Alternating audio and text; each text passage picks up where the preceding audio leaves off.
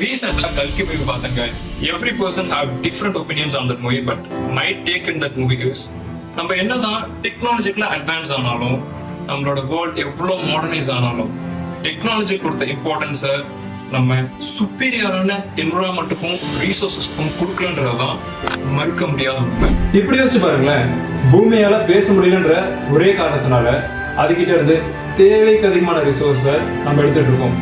ஒருவேளை அதால பேச முடிஞ்சதுன்னா இதே அளவுக்கு தேவைக்கு அதிகமான ரிசோர்ஸை நம்மளால எடுக்க முடியுமா? அதுல ஒரு முக்கியமான ரிசோர்ஸ் தான் வாட்டர்.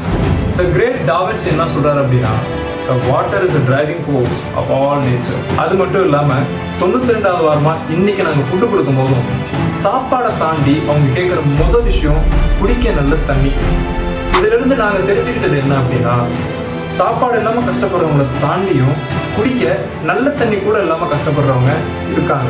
தண்ணியை ப்ரிவென்ட் பண்றது கவர்மெண்டோட வேலை மட்டும் கிடையாது. இந்த பொக்கிஷமான தண்ணியை பார்த்துக்கிறதும் பாதுகாக்கிறதும் ஒவ்வொரு மனிதனோட கடமைன்றத நம்ம உணரணும்.